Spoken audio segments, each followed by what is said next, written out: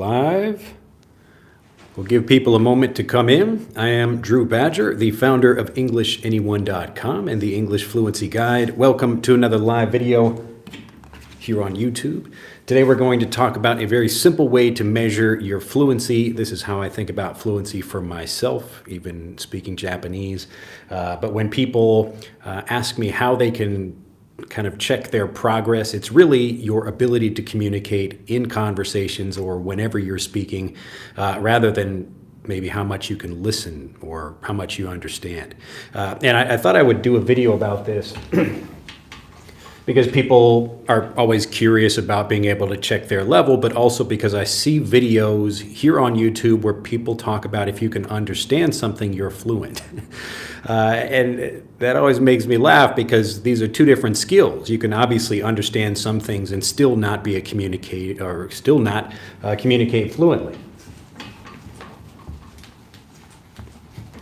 Make sure this is straight over here. So nice to see everybody out there.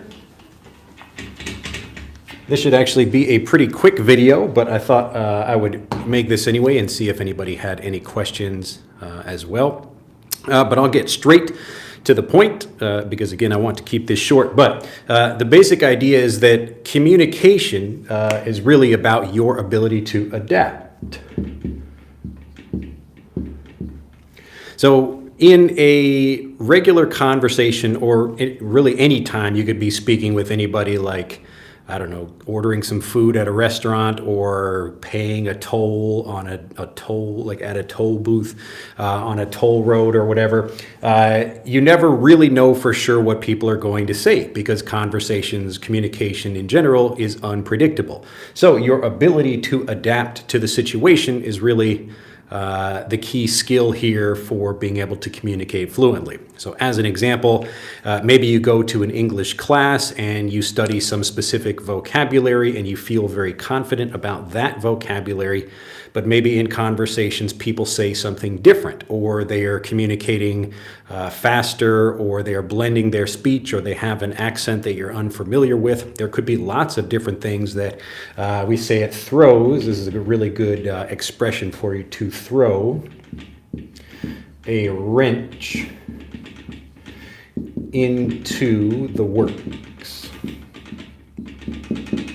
So just so you understand this this phrase from the situation, so you can imagine a bunch of gears. Like, I'm going to draw some not so, that's a pretty bad looking gear. All right, here's a circle. I'll try to draw a better looking gear like that. So this is a gear. And they work together, they turn. You'll see some gears like inside your watch or whatever, and they're turning together. And when the gears are moving smoothly, you have a lovely operation. Everything is, like the teeth. These are called the teeth, just like your teeth in your mouth. These are the teeth of the gears. They move together. Yes, it's supposed to be a gear. So there are different kinds of gears, but that's the basic idea. So the works refers to all of these gears or different pieces working together. So imagine opening a watch or a clock and looking at the pieces inside that, how all of these things fit together. And if you throw a wrench, so I'll draw a picture of a wrench. It's just like a tool like that you use to turn bolts and other things. So this is a wrench over here. So if you throw a wrench inside this, oh no, we've stopped the gears, we've messed everything up. So this situation of having a problem, everything is working smoothly, and then something causes a problem that stops or breaks everything. So to throw a wrench into the works, this is often what happens when you're in a conversation with someone and someone might use some English you're not familiar with, or you hear something you don't know because you didn't know the vocabulary, or they have a different accent or whatever. So all of that can throw a wrench into the works of your ability to communicate. So throwing a wrench into the works, because we never know what people are going to do, the greatest skill you can have is the ability to adapt, all right? And the best way to do this is to see lots of examples of how natives are speaking. So the kind of two skills you really need to have in a conversation. Number one, you need to know the right things to say for a situation, and there are many, so we'll talk about that in this video. And the other thing is how to connect all of these different things together as you're speaking. Okay, so right now I'm able to communicate fluidly and smoothly. I can think of something and continue talking. That's the skill. That's the ability to adapt. So even me looking at comments, I'm trying to read these as I'm speaking and paying attention to what other people are typing. That way maybe I can adapt and change what I'm saying or express things in a different way if I need to, all right? So I'm still, I'm not trying to answer people right now just because I want to get through this, but I do see everyone there and nice to see you. So this is the basic problem of when you're in some kind of communication with people, then you might have a wrench thrown into the works. I don't know if the Brits use this, but Australians will talk about a spanner. Throw a spanner into the works. That's the way they would use that. So this is a spanner in because you can change the span of it, but I don't know if that, so the span just means how wide something can move or how far away you can stretch something or open it. But that's the name of this tool. You can correct me if I'm wrong, anyone in Australia, but they use the same expression. It's just different vocabulary. So they talk about a spanner in the works. All right, so how do you measure your fluency then if the ability to adapt is really what you need to, if you really need to be able to communicate well? And of course we get a a siren like usual. So your ability to adapt, how do you think it would be a good idea to measure your fluency? I'm going to see if you can have any good ideas about that. Let me erase this. So I'll ask the question one more time and see if you have any good ideas about how we might do that. So again, if your ability to adapt in conversations, that's really the key skill for communication, then how might we measure your ability to speak fluently? How might you be able to measure that for yourself? See if anyone can come up with anything for that. I will check over these comments as I wait to see if anyone has any good ideas, because you can probably think of something, I bet. Let's see, got some nice, look, Tom is there, good to see you. Kokati, if I'm pronouncing that correctly, sis, good morning. Julio, nice to see you there. Some Chinese I can't read. Let's see, Raul, excuse me, says hello. And Perio says, I'm here with you, Drew. Congratulations. Well, thank you very much. Steven says hello from Panama City. And Ayuna says fantastic. Miriam says hello from Vancouver. Marceliana from Brazil. Diana, nice to see you there from Mexico. And Annette there from Wisconsin. Again, hopefully you had a nice Thanksgiving, and to anybody out there who also celebrated Thanksgiving. I did that a little bit early over here. Steven says, Diana, oh, you guys are speaking with each other. And hello again from Korea. Let me know what your name is, so I know I can't read the Hangul up there. Let me know if you would like me to note that. Oh, Malgorzata, happy to be here live. I am a member of Fluent for Life. Nice to see you there. Hopefully you are enjoying the program. If you have any questions right now in the middle of a lesson set or something I can help you with, do let me know. But we are all here to help. Tom says again, welcome. And working the overnight shift. Oh, wow. What do you do? Are you like in hospitality or something? I'm glad to see you're learning English instead of instead of doing your work. All right, let's see. Good evening, everyone. Glad from Colombia, and greetings from Poland. Nice to see everybody there. All right, so no ideas yet. So how might we measure your fluency? Now, remember, fluency is not your ability to understand people, because it's a different skill. So there might be lots of vocabulary you understand. Oh, as a quality controller. Awesome. All right. Well, hopefully we can control the quality of this video here. If you have any questions, we can improve the quality of it. We'll also try to improve the quality of your communication. All right. Since nobody is giving me an answer here. All right. Very good. So the basic idea here, if we want to talk about how we actually measure your fluency, this is the way I do it. The way I do it is What is your next best option? So your next best option. So your ability to think of something else, if you can't remember a particular word or phrase or whatever, that's really your ability to speak. All right. So your ability to communicate fluently is, I'm trying to say something, but I hit a block. There's a roadblock here in some way. I can't cross it and continue speaking because I don't understand something, or maybe I forgot a word, or whatever that thing is. So your ability to continue speaking despite there being a roadblock here, that's how you can actually measure your fluency. And what we'll talk about in this video specifically is talking about your next best option for being able to express something. So remember that there always are many, many, many, many, many different ways you might express something. I'll give you an idea or an example of that right now. So let's say I need to go shopping. All right, so I have to go shopping. But for some reason, I forget the words, I don't know, go shopping. So I know what I want to say, but I forget how to say go shopping. All right, what is something else I could say, or even like I have to, you don't necessarily need to use that. But if I can't think of this, or I can't remember it, what's the next best option? So what is another way I might express that? I'll give you a moment to think about that. I can put some examples up here, but let's say I'm talking to my friend and I'm thinking, so the idea is I have to go shopping. Okay, what are some other ways that I might say exactly the same thing, even though I might use different words? All right, Raul says, I have to buy some stuff. Buy some stuff. Yep, you could say you could buy something. Buy something as well. Buy something.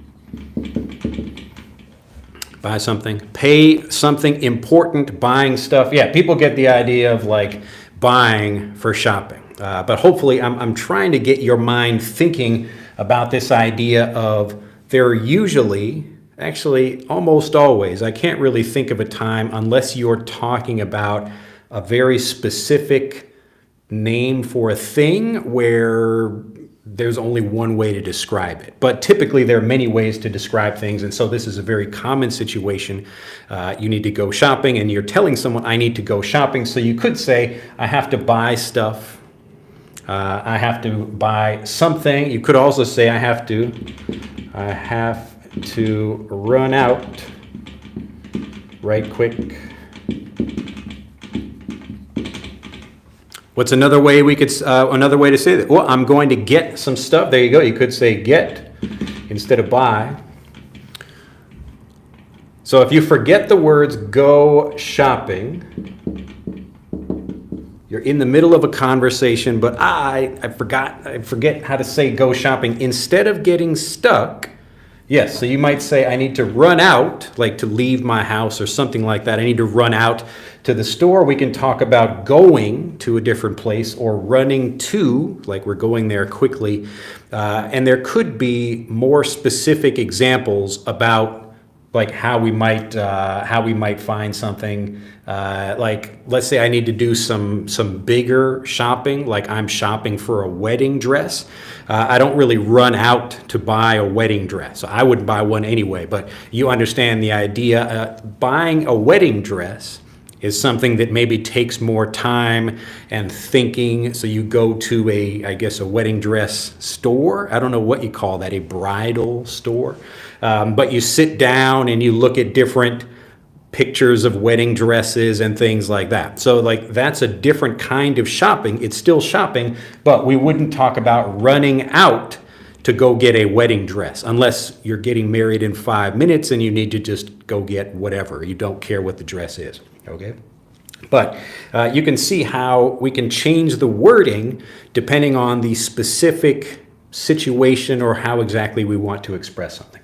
So let's say the situation is I'm cooking something at my house and I'm missing some ingredients. So I want to make some cookies or I'm making some dinner, but oh no, I don't have milk or eggs or something else like that. So if I need to describe this to my friend, I might say, oh no, I have to go shopping, or I have to buy some stuff, or I have to buy some things. You could also say things, things, buy some things or buy some stuff, or I have to get something, or I have to go out, or I have to run out. So typically when you run out, you're physically leaving your house quickly so you can go to the store and buy something. So whatever that is. But the point of this general exercise is just to get you thinking about different ways, and these are all perfectly fine to use. It's not like one way is better than the other. But here's the interesting thing. Native speakers, they're kind of using these different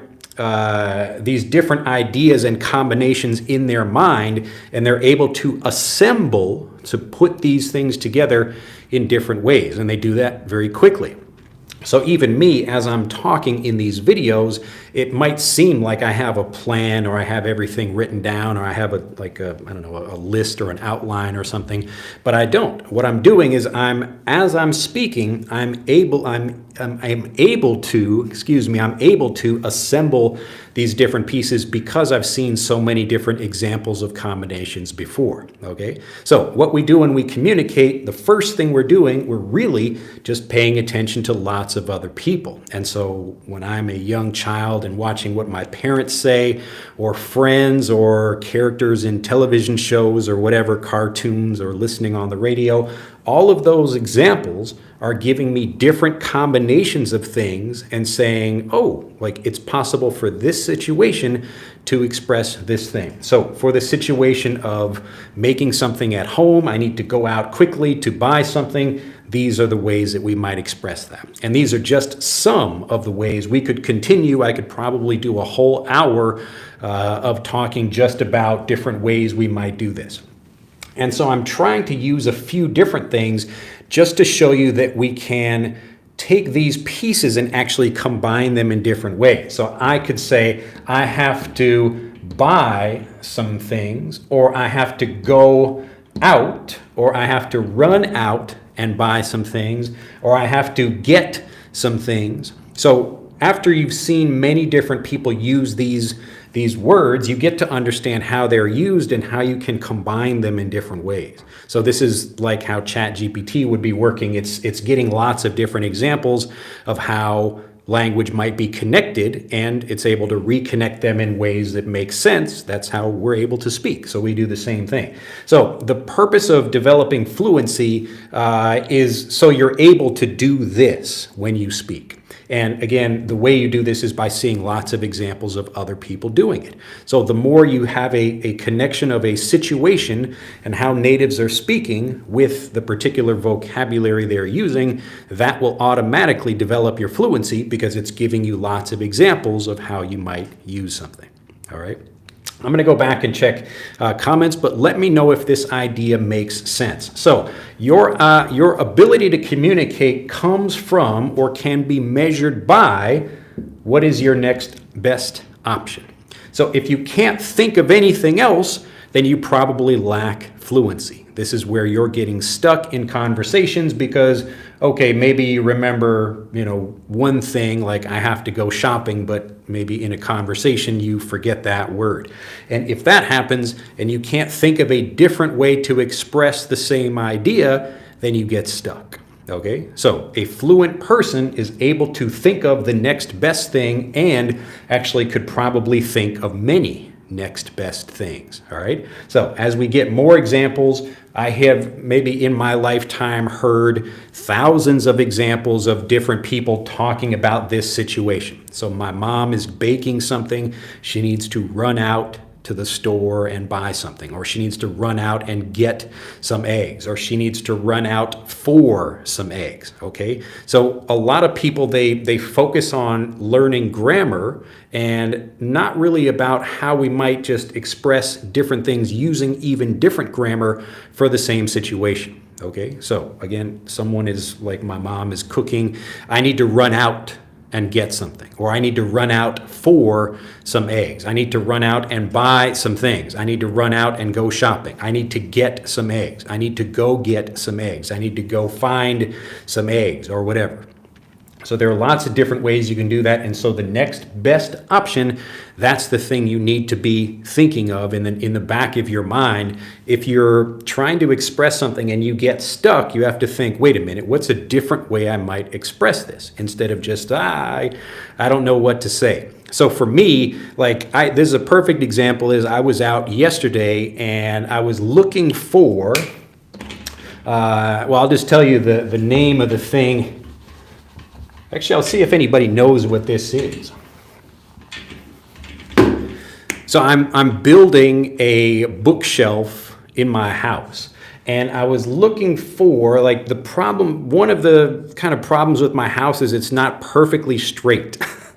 So there are some imperfections, or one side of a wall or something might be slightly higher or whatever. It's not my fault. I didn't do that. But anyway, so it's not perfectly level or straight. So I need to have, let's say I'm going to put a piece of wood here and it touches the ceiling over here, but there's a gap over on this side, something like that. So there's a space there. And I need to fill in that space, and I want to it's basically like a piece of wood that looks like this. I'll draw a bit more of a kind of a 3D version for you, if that makes sense. But so it's like a triangle, a triangular shaped piece of wood that you can put in something, and you maybe use a hammer or something or push it in there to make sure it gets stuck and can kind of hold something even though it's not perfectly straight. So I knew what I wanted to get, but I did not know the Japanese for this word. So what do? I go to the local home center here where I live, and I start talking with a guy about trying to explain what this thing is. So one way of describing this thing in English, this is called a shim. So a shim, it's a little piece of wood or something. It could be a different material, but I was looking for wood specifically, where you can kind of put something into an area, and so this area is smaller than this one, and so another way you might describe this is a wedge. A wedge. So a wedge, I'll draw a bigger one for you. A wedge looks like this. So part of it can go inside something, it works the same way if you have an axe, for example. So the shape of an axe, it's thinner over here and thicker on that side, so it forms a wedge as you're trying to cut into pieces of wood, and this forms a wedge as well. You have a smaller edge here, and then it gets thicker as it goes up, a wedge. So I did not know what that was, and for about 3 minutes I'm trying to explain to the guy at the home center what I'm looking for. So I'm doing this in Japanese and explaining. I was like, well, it's kind of like a shape like this. It's a little bit triangular. It's a small piece of wood. You can use it when you're building to make things level. And he was like, okay, I think I understand. He took me over and he showed me that thing, and I said, yes, this is what I'm looking for. And so I learned sabe is the Japanese for this. I don't know if there's a kanji for it. Sabe.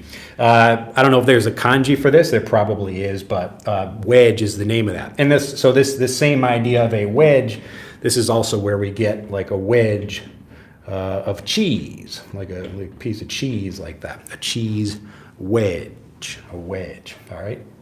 Anyway, so I could go into the home center and say, I can't explain this. I don't know what to do. I don't know another way to express this. Or I just tell a quick story and try to explain what I'm looking for. I don't know what the kanji would be. I don't know if that's it or not, but it might be. But anyway, sabe was the name of the thing. So it was like moku sabe, like a wood wedge. So you could have a wedge. Again, wedge just talks about the shape of something. It's not only a particular material. But the point is, my next best option when I did not know the word would be to try to explain it in some different way. Okay? So the purpose of this is you need to develop this skill, and you develop this skill by getting lots of examples and seeing how other people do it. Okay, so you don't need to spend a lot of time speaking. You do need to see a lot of examples because this is what eliminates the doubt that stops you from speaking. So if you get stuck here, you're trying to say something, but you don't know exactly the right way to say it, so you can't really think of other options, whatever your next best option would be. That's where you get stuck, and that means you lack fluency, at least about that particular thing. Now, some people might be able to speak very fluently about certain topics because they know a lot about them, and usually in those cases, they have this ability. They're able to think of the next best thing or the third best thing or whatever. And again, it's not like there's a ranking of these, it's just how quickly can you think of another way to express something. And how many different ways could you think of to do that? So a really fluent speaker would know many ways of doing that, and that's how they're able to continue speaking. Okay?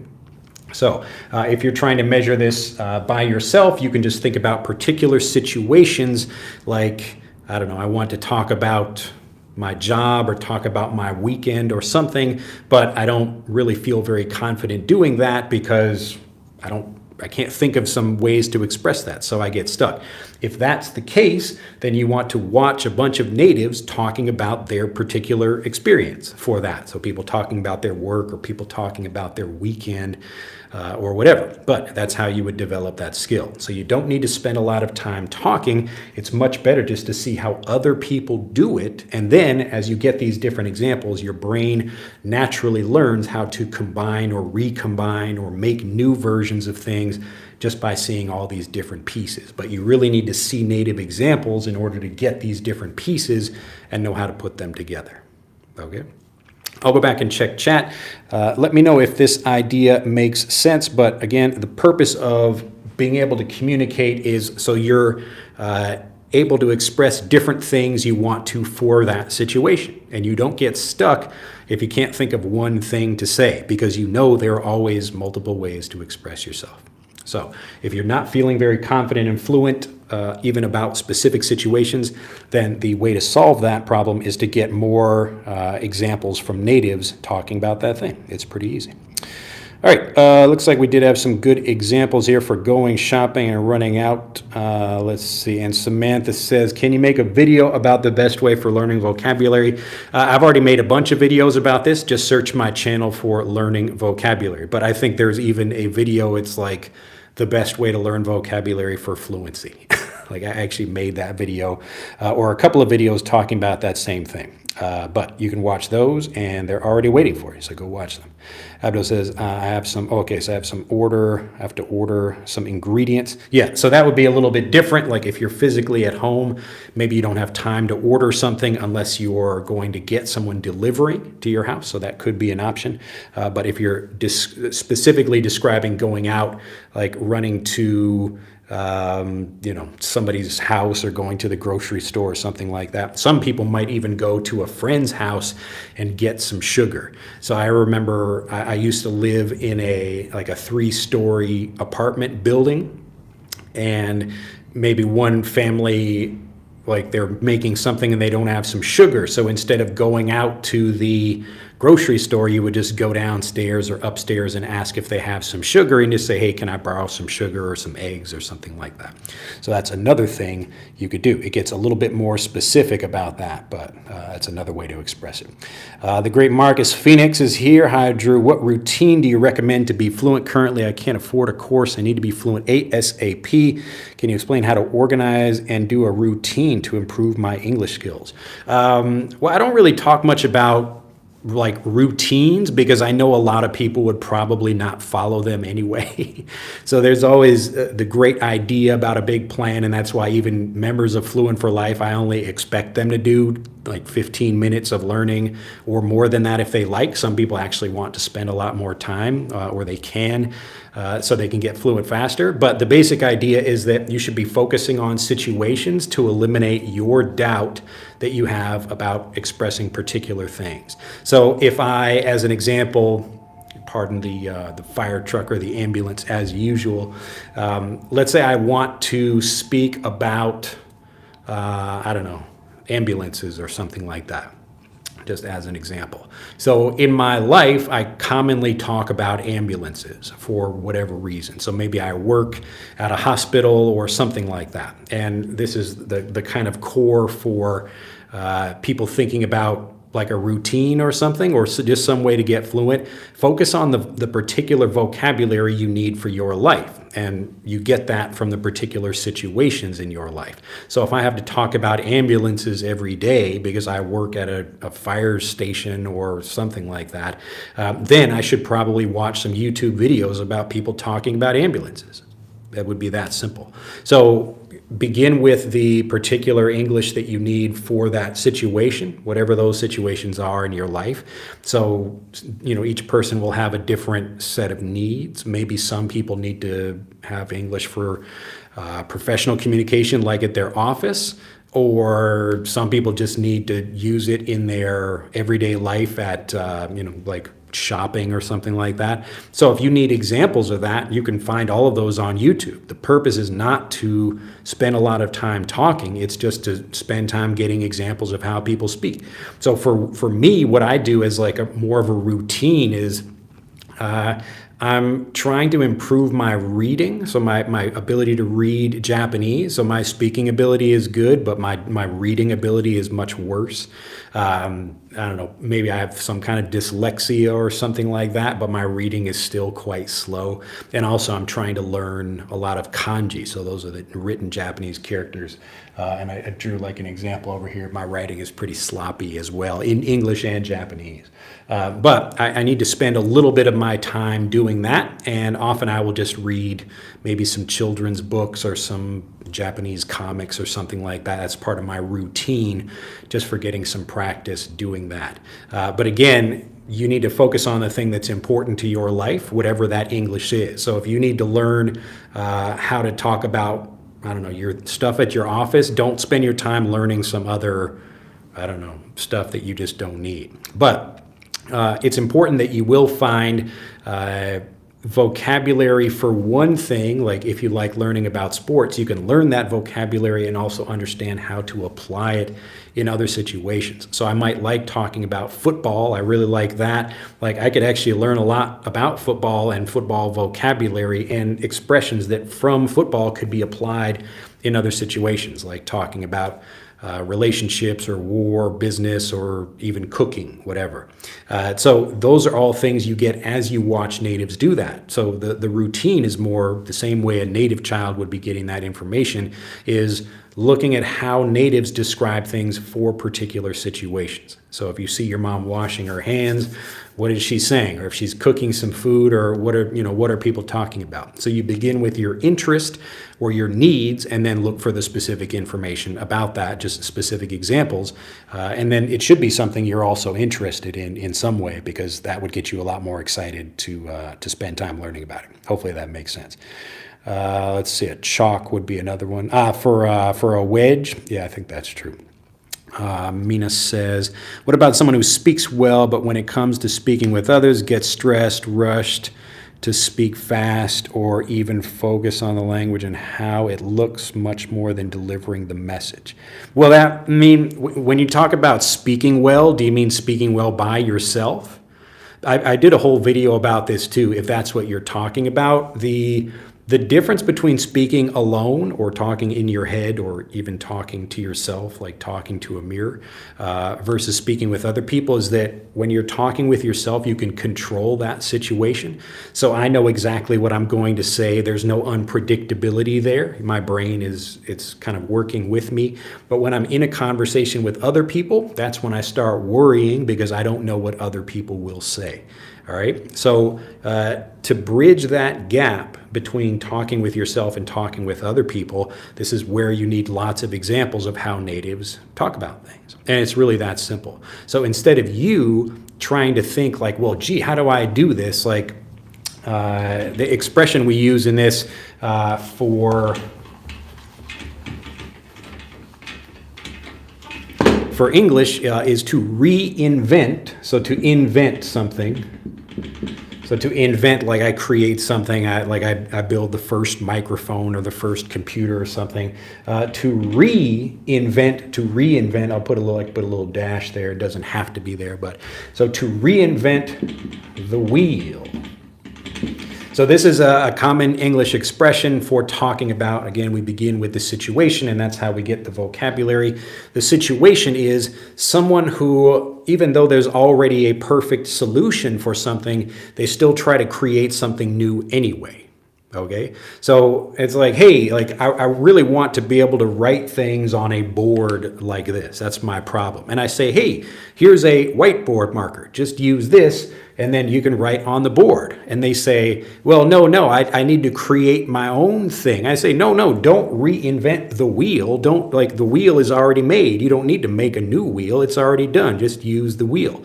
And I'm bringing this up because a lot of people, they put a lot of stress on themselves in conversations trying to think of ways to express things, when you don't have to reinvent the wheel by thinking of things to say. Everybody has already really said everything. If you see lots of examples of native speaking, you just take those and then either use those expressions, or you see how you could recombine them and make your own vocabulary. But that's how language works. So instead of you trying to put pressure on yourself to think about, oh, like, what are these different ways I should do something? Don't reinvent the wheel. Just get lots of examples of how natives are doing that. Okay? So if I want to talk about cooking, what should I do? I should probably watch a bunch of cooking shows where native speakers are cooking things. So I could watch even specific shows like how to make a soup, how to make barbecue, how to do cooking desserts or cakes or something like that. But all of this vocabulary is already there. It's waiting for you. You don't have to go even find it in a difficult way, like go to YouTube and type in how to bake a cake. And I'm sure you will find lots of videos about native speakers just describing baking a cake. I mean, they'll talk about it. First, we need to put the eggs into the bowl and mix the bowl. And then what you do is not just watch one example of that, you watch 10 different people making cakes. And I promise you, you will see a lot of similarities, and you will see a few differences in the way people might speak or the vocabulary they use. But as you look at all those examples, that's what will get you fluent, because you're learning, oh, in this situation, I can say this. So what do we say when we even like something very simple, like just a simple movement like opening an egg? All right, so you watch a cooking show about baking a cake, for example. We have an egg here, and we want to open the egg. How might we say that? Well, some people might say open the egg. Or some people might say, remember, we got our next best option over here. Someone might say break open.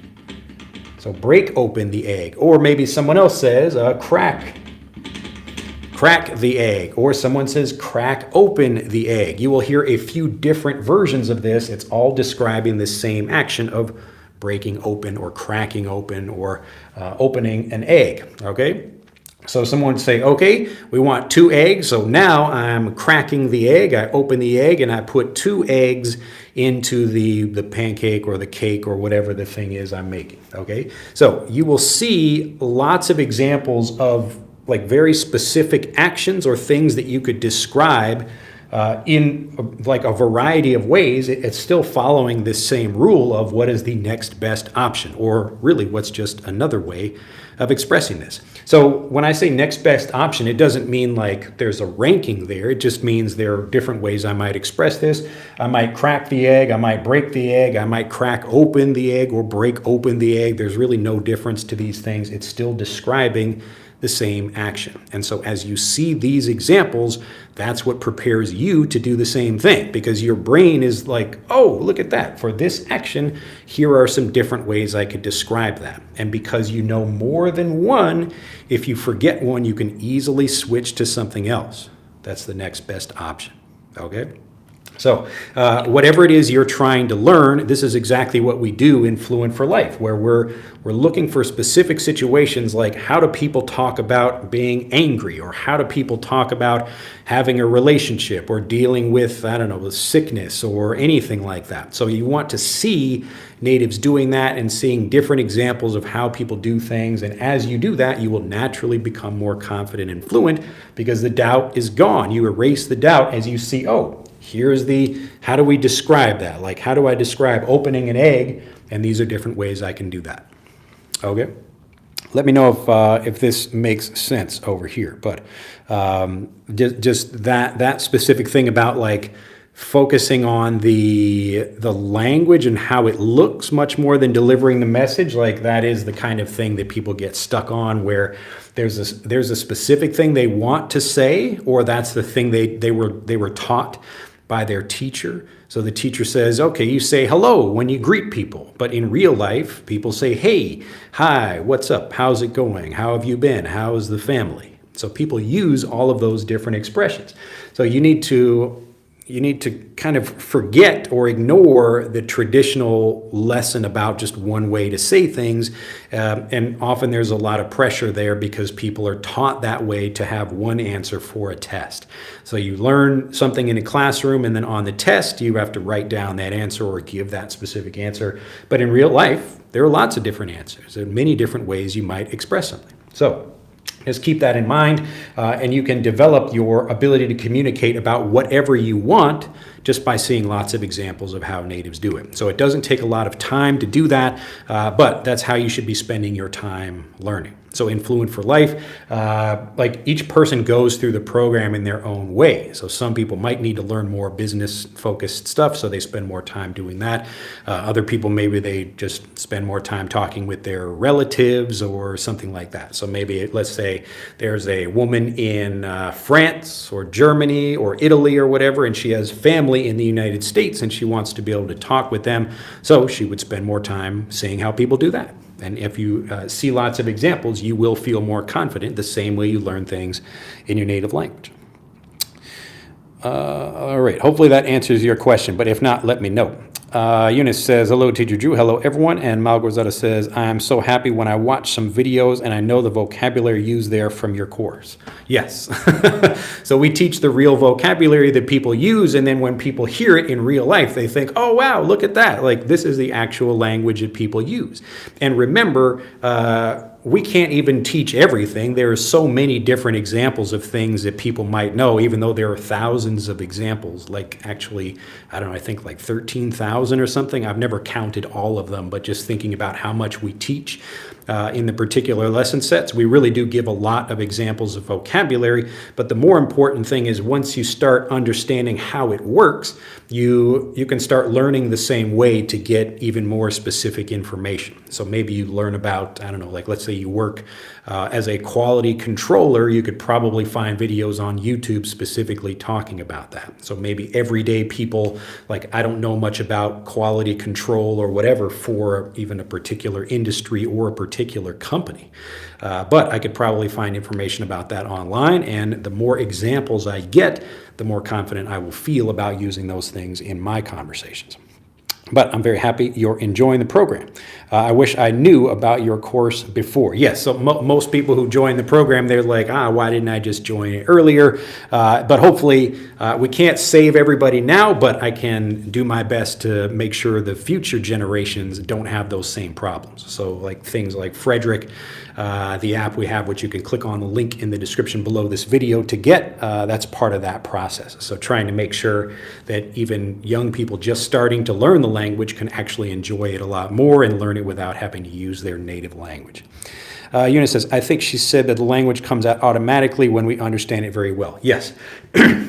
So to understand something really well, and I want to be clear that there are different levels of understanding. So I've talked about this in videos where you're just being exposed to something at first. Maybe you hear something, but it's not very clear. The second level is awareness, where you recognize information and you know it when you hear it, but maybe you still don't have complete confidence about it, about using that in your conversations, like you saying that thing. But when you do have confidence, when all of the doubt is gone, you have ownership of that vocabulary. So right now I have ownership over talking about these kinds of things because I understand them very well. I've researched them and learned about them for many years. So I have ownership over the ability to talk about this. I wouldn't really be able to speak fluently about, I don't know, fixing cars. I use that reference often because I don't know much about cars. I could probably learn pretty quickly, but I don't really know much about cars or actually a lot of things. And so, of course, I wouldn't be able to speak very confidently about that. If someone told me to give a speech about fixing cars, I wouldn't really know how to talk about that. I would just say, oh, you should talk to a mechanic. That would be my whole speech. Or somebody who knows a lot more about cars than I do. But again, as you get more examples of things, you will feel a lot more confident, and that's the same way you learn things in your native language. So it's not just understanding, it's making sure you understand it well enough that you have no doubt about using it. So if you want to understand things and be able to speak fluently, you really need to eliminate all that doubt. And you eliminate that doubt by getting more examples, seeing how other natives are talking about things. Let's see. So everything is clear. Glad to hear it. And Nestor says, I can't think on my toes like when I'm on a phone call. Any help with that? Yes. So this is the same kind of thing, like being able to think about the next best option, or being able to think on your feet. We say think on your feet. You could say think on your toes, but the more common expression is to think on your feet. Like I'm standing up right now and able to move and change if I need to for the situation. But if to be able to do that, it might not necessarily be on the phone, although phone conversations can be difficult because we can't see things as clearly. Obviously, you're not seeing the person there. Maybe it's a Zoom call or whatever, but if you're only talking on the phone and you only hear that voice, it can be much more difficult to make things clear. So I understand that's more of an issue, but just talking about whatever the subject is, if you can first see more examples of that. So if I'm on let's say a customer service call about computers, if I know a lot about computers before I have before I have a phone call, or before I've been in, having like customer service meetings with people or calls or whatever, then I will feel a lot more confident about speaking. So it doesn't really matter where you use the language. If I feel confident about using it because I've had many examples, that's when I will be able to have a lot more, a much easier conversation. My language will flow a lot more easily because I'll know about the next best option. So if I'm explaining to someone about a computer, but I can't remember that, or maybe they don't understand what I'm talking about, I can switch how I'm talking about that. So if I say, like my computer monitor or something like that, like maybe let's say I'm talking with a person who doesn't really know anything about a computer. So I know a lot about computers, and I'm on a customer service call with, somebody's grandmother, and she doesn't know what a computer is. And at first I say, oh, I think there might be a problem with your monitor. So I use the word monitor. I know what that is. That's like the term for the physical box, the screen. But the grandmother is like, I don't know what a monitor is. What are you referring to? And maybe she doesn't understand. So I have to, what's the next best option? I have to explain that in a different way. I might say, oh, the monitor, it's like the screen, like your television.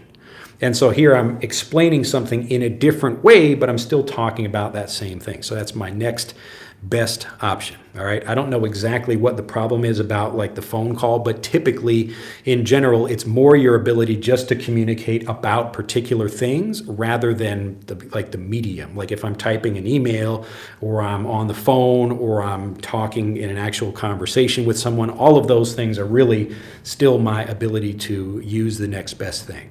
Okay. So whatever you're trying to talk about, you need to pay attention to the information or the cues you're getting from other people. So if they don't understand you and you need to explain things in different ways, just like me, if I'm explaining something and it seems like people don't get it, then maybe I have to explain things in a different way. I have to find the next best way to express myself and say what I'm trying to say. All right, let's see. Jose says, hello from New York. Okay, I got that one already. And okay, Mina says, now I see your point. Thank you. Glad to hear it. All right, I know what you mean, says Annette. And Bridge says, Drew, would you say some people are born with a gift for languages? Well, I don't know. I mean, I wouldn't say anybody's really born with a gift for languages because I've never heard a baby speak. But I understand what you're saying. I'm being a little bit silly, but let's try to explain this because it's sometimes an excuse for people who are unable to get fluent for, I don't know, whatever, like, or they've been trying to learn languages for a long time and they don't. So for me, as I struggled for 15 years to try to learn different languages, I thought, well, gee, maybe I'm just stupid or I don't have, like a gift for languages or whatever. But try to think about when people say someone has a real gift for language, it's typically people who are really good speakers within their native language. So let's say if we're going to just kind of rank, like I mentioned, talking about this video for measuring your ability to speak, like regular, just average everyday people speaking in their native language, if we just have like 0 to 50. This is not very scientific, but hopefully you get the idea. So we start out as a baby, not knowing anything about the language. And, over time, like you spend a few years as a native speaker, just getting lots of examples from different natives, you will learn more and more. And as an adult, this is just, everyday average people talking in their native language. This is the just perfectly fine use of the language. Now, I would say like when people talk about having a real gift for languages, I would talk about a person who's like, level 100 over here, but within their native language. So there's kind of like the gift for different languages, like maybe you spend a lot of time learning various other languages, but it's really difficult to become a really good speaker in many different languages. Most people, like even polyglots, like I mean, I've not spent a lot of time with people who speak different languages, but the basic idea about how much time you can spend on things, typically you will have, like, let's say you have a native language, the one you were born within, you're speaking that one. And let's say there's like a polyglot with, I don't know, they know 5 or 6 different languages. Now, probably a lot of them, it's going to look like it's not going to look like this where they're all at the same level. You're going to have more of like a power curve where you've got the native language over here and then you got the next best one and then something like that. So when they say like, I know 5 different languages, it's really more like this, where you got like the native language, they're really good at that one, another language here, and then this one, because most people, you can't really spend a lot of time, even if you only spend your time learning different languages, you're still not going to get the same level at all of them. It's just really difficult to do because you don't have enough time to do that. Now, there might be some people who are like perfectly awesome at all these different languages, maybe, but I mean, I would imagine some people they're just good at speaking about some things in some languages and not in others. So like in my case, I speak English and Japanese and I know a little bit of French and Spanish. So I would not say I'm a polyglot. Mine is like this, like English up here, Japanese, and like French and Spanish are down there. Like I could probably understand some things and follow people. Like I would have a low level of awareness for some things in Spanish or French, but I would not be able to communicate fluently. So I wouldn't say, like if you just even talking about people who are good speakers in their native language, I would not, like, I would say, ooh, that person's like, he's just like a really good speaker, or she's a really good speaker. But that can be applied to people who speak their own language very well. And typically, like, they have this ability of just being able to find the next best thing. I've given this example before of there's a sports commentator in America. His name is Stephen A. Smith.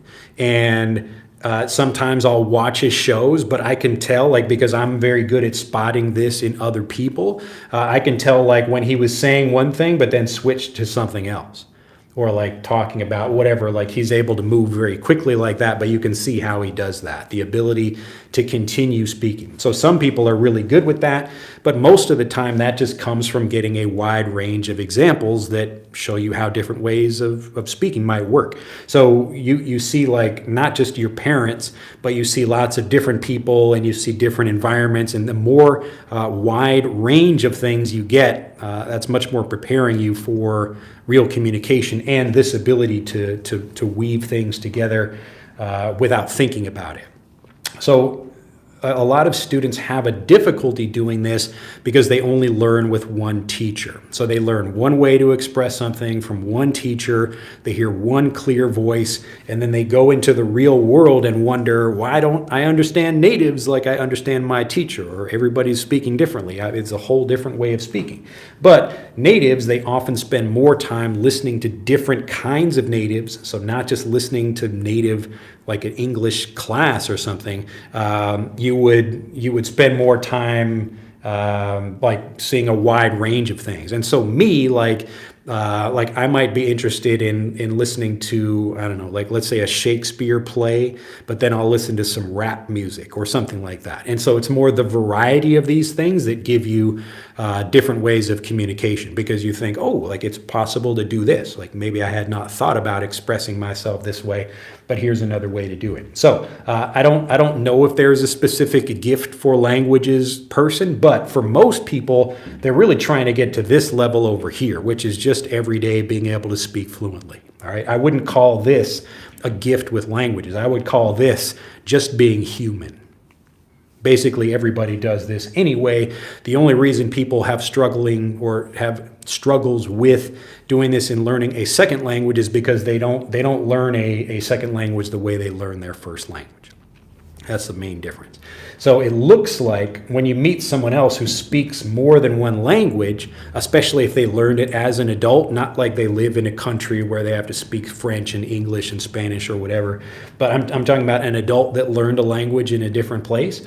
It looks like a miraculous, amazing, mysterious thing. But assuming they got fluent, it's probably just because they've seen lots of examples of people speaking and they understood how to do it from that. So that would be the fastest way that I've seen how to do that, but it doesn't look like a mysterious thing to me anymore. It used to when I was younger and I thought, wow, it's impossible. Why am I not getting fluent? There's some people, wow, it's like they seem really able to learn lots of different languages, and if you really talk to those people, you would probably see them spending time just getting lots of it's input, not just comprehensible input, but making sure it eliminates any doubt they have. Okay, so we don't just listen to lots of random stuff.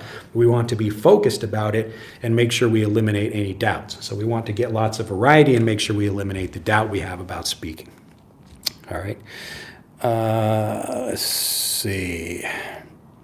So most people, again, just to give you a simple answer to that, you don't need to become this, like a world-class speaker or whatever. Like I'm not a world-class speaker. I'm just a regular guy speaking in the same way most people I would just have conversations with. All right. So most people are really just trying to get to that level in English or whatever the language is you're studying. So you don't need to have a gift for that.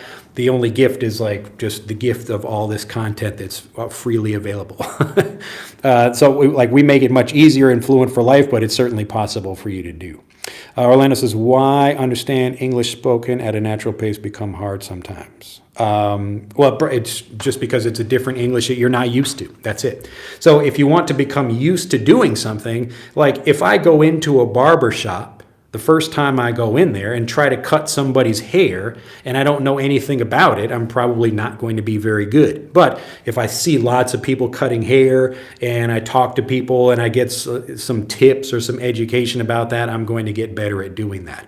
So the more time you spend listening to native speakers. So right now, like listening to me, this kind of explanation is much better for understanding how to learn and the ways like specific tips about what you might want to focus on. So that's like this kind of video. So what we do in Fluent for Life is there are some of these kinds of videos, but others where it's more focused on helping you understand particular things about the language, like grammar or vocabulary, and then you see natives actually using the language. So you need to have all of these pieces, and whether you're in the program or you're not, like you're just trying to do this by yourself, it's certainly possible to do. But people who only spend their time watching English lesson videos like this, their English ability is going to be much worse than people who get like the English lesson but also get lots of exposure to natives talking about particular things. Okay, so I've talked about this before. This is like one of the sections of my book as well. But I use just an example of a rainbow. It's not going to be a very good rainbow with just one color, but you can imagine this. So usually what non-natives are doing, they will only study like one color of the rainbow. Like they only get slow, clear English instead of hearing all of the whole like spectrum of the language, all the different colors and shades that you get in real life. So you get faster speech and people who use slang or idioms or movie references or whatever. So all of that is what you find in real life. But in a language classroom, it's typically just this one little bit. So it's much more difficult for people to go from a classroom into the real world because it's more overwhelming for them. They're just not used to that. They aren't getting all of those examples. So when you learn, whether you're learning with a teacher, like someone who can help you learn like me, or you're doing this on your own, you need to get examples of all of this speech. So some polite speakers, some impolite, or some very casual speakers, faster speakers, slower speakers, different accents and dialects, like people from the UK or from Britain or whatever. Like some people ask me, should I learn UK English or British English? The first thing I say is it depends on where you live. So if you're living in the United States, it's probably better to learn British English, but like in Fluent for Life, it's important to learn a lot of different or get exposure to a lot of different people from different countries because you will hear those people in real life. So there are people from the United States living in England or Australians living in Canada or whatever, or you will hear these people on TV. So anyway, this does not mean, I want to be clear here, this does not mean you should study the whole language. Like, oh no, I need to know every word. It's more like you just have to get exposure to a wide range of the real language. Okay, so when I talk about like one of the main causes of doubt, so there are three main causes of doubt that stop people from speaking. One of them is that they're just not learning real language.